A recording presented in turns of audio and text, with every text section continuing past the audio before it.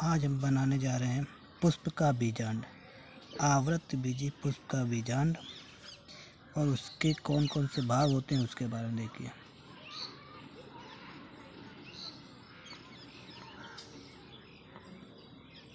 आवृत बीजी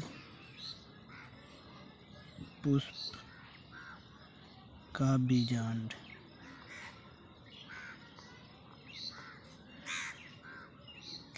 कैसा बीजांड होता है, उसके कितने भाग होते हैं देखते फ्रेंड्स। सबसे पहले हम एक बीजांड बनाते हैं। ध्यान से देखना कैसे बनाया जाता है। शुरू से यहाँ से एक लाइन उठाते हैं इस तरह से और ऐसे करके ऐसे घुमाते हैं, इस तरह से ऐसे घुमाते हैं और इस यहाँ तक ऐसे ले जाते हैं। अब इस एक रेखा को यहाँ से इतनी दूर ले जाते हैं। अब इसको दोबारा ये ले जाते हैं और ऐसे करके घुमाकर इस तरह से ऐसे बना देते हैं। अब एक लाइन यहाँ से ले जाकर इस तरह से ले जाते हैं, दूसरी लाइन इस तरह से ये ले जाते हैं। देखिए एक पुष्प का बीजांड बन गया। अब इसके कौन कौन से भाग होते हैं उसके बारे में बताने जा रहे हैं। सबसे पहले ये भाग, निचला भाग जहाँ से अंडाशय से बीजांड जुड़ा रहता है, इस भाग को कहते हैं बीजांड व्रंत। बीजांड व्रंत ये। अब एक ये भाग जो होता है, ये जो बीजांड व्रंत को बीजांड से जोड़ता है, ये इससे बोलते हैं व्रंतक। व्रंतक बोलते हैं। अब देखिए ये बाहरी जो ये होते, ये दोनों होते अध्यावरण। अध्यावरण ये जो बाहर की तरफ होता है इससे बोलते हैं बाह्य अध्यावरण। बाह्य अध्यावरण।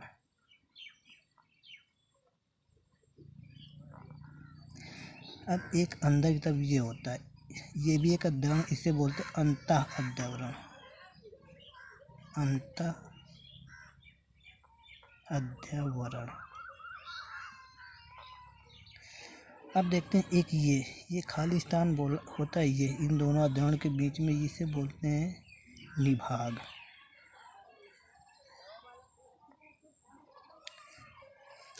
अब देखते हैं अंदर, ये देखिए एक ये भाग जो खाली होता है इसे बोलते हैं बीजांड द्वार। बीजांड द्वार। अब आगे देखते हैं। अब ये जो गोलाकार संरचना होती है, इस संरचना को अंदर, अब अंदर ये बाहर हो गया, अब ये एक अंदर गोले के अंदर क्या क्या पाए तो वो बताया जा रहा है। देखिए एक ये जो संरचना गोलाकार संरचना होती है इससे बोलते हैं भ्रूण कोश। भ्रूण कोश। जो बीजांड के अंदर ये गोलाकार संरचना होती है। अब इस भ्रूण कोश के अंदर क्या क्या पाया था वो चीज़ दिखाते हैं। देखो निभाग की तरफ 3 कोशिकाएं होती हैं, 1 2 3। तीनों कोशिकाएं एक दूसरे जुड़ी रहती हैं और इनके मध्य में एक एक केंद्रक होता है। इस तरह से इन कोशिकाओं कहते हैं प्रतिमुख कोशिकाएं। प्रतिमुख कोशिकाएं।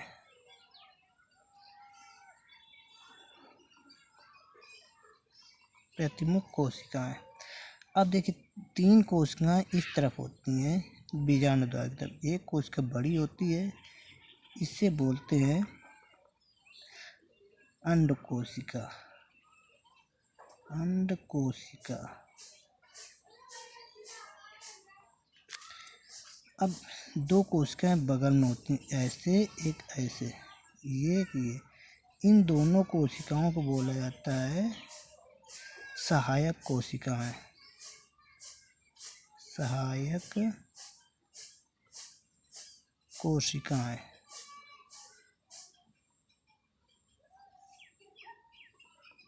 सहायक कोशिकाएं इनको बोलते हैं। अब देखिए 2 कोशिकाएं यहाँ मध्य में स्थित होती है, एक ये कोशिका और एक ये। दोनों कोशिकाएं मिलकर एक केंद्रक का इस तरह से निर्माण कर लेती हैं ऐसे। इसलिए इस केंद्रक को कहते हैं द्वितीयक केंद्रक। इस केंद्रक को कहते हैं द्वितीयक केंद्रक। इस तरह से एक बीजांड की संरचना होती है।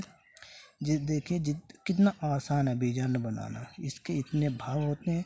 इसमें देखिए कितनी कोशिकाएं होती हैं, 1 2 3 4 5 6 और ये 7 कोशिकाएं। इसलिए आवृतबीजी पुष्प का बीजांड जो होता है वो 7 कोशिकीय होता है, जिसमें केंद्र कितने होते हैं, 1 2 3 4 5 6 7 8 केंद्रक होता है। तो आवृतबीजी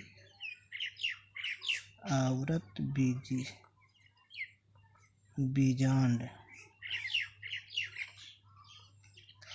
7 कोशिकीय